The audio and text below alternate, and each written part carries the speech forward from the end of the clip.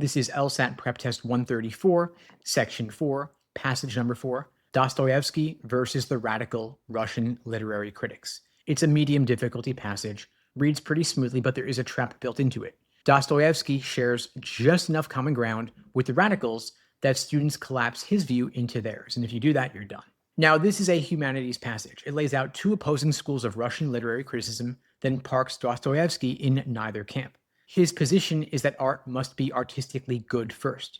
There might also be usefulness later, but you can't demand it or predict it. Now, the most important paragraph here is paragraph 3. That's where Dostoyevsky stops reacting to other people and states what he actually believes. Everything before it is wind up, everything after it is clean up. Now, paragraph 1 gives you the two camps fast. One side says literature should stand above ordinary life. The other, the radical critics, says literature must earn its place by being useful to society. It's got to engage with real injustice and help build something new. Then the passage drops in Dostoyevsky. He took a third position. He never doubted reality was the source of literature. That sounds like the radicals. But his version of reality was enormous. It included everything the radicals wouldn't touch. Fantasy, the intangible, things you can't point to. For Dostoyevsky, there was no wall between the real and the fantastic.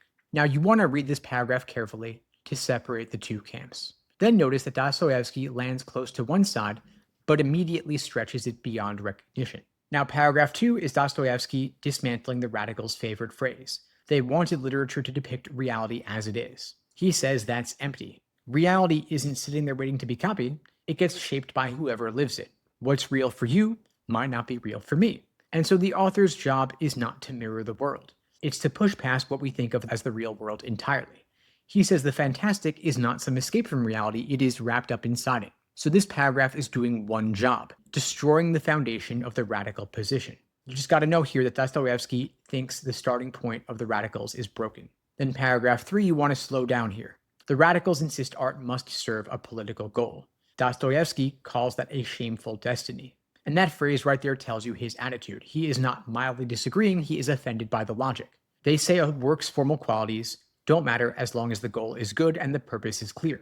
Dostoyevsky says that is a contradiction. If the art isn't well made, it can't actually accomplish anything. Only a fully realized work can do what it sets out to do.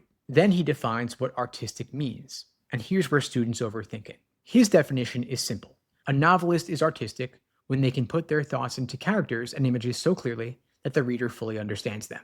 That is it. Artistry is the ability to write well. Now, of course, the LSAT writers might dress this up in fancier language in the choices, but you don't want to fall for that. Come back to this plain definition. Then paragraph 4 handles the usefulness question. The radicals want to know what art is good for. Dostoyevsky's answer is you can't know.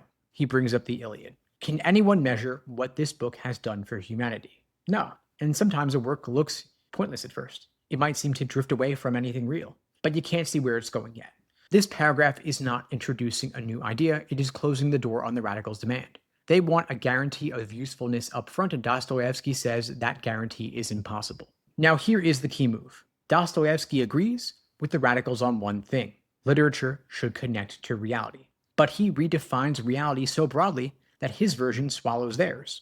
And then he completely rejects their second demand, that art must be useful, by arguing you can never measure or predict usefulness in advance. The whole passage runs on that split. Shared starting point, but total disagreement on what follows from it. Now, the hardest questions here are going to test whether you can hold both of those things in your head at once. Now, Dostoyevsky's stance is clear and the passage never pushes back on him. The author is presenting his views straight up with respect. The main trap is reading Dostoyevsky as being just a fancier version of the radical critics.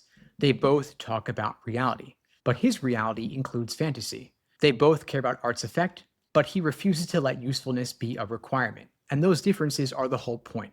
If you miss them, you're going to grab answers that describe the radical position and think they sound right. Now, before you hit the questions, you want to make sure you're clear on these 3 things. First, what does Dostoyevsky actually mean when he calls a work artistic? Second, why does he say the radical's position contradicts itself? And third, what is the Iliad example doing in the last paragraph? What argument is it finishing off?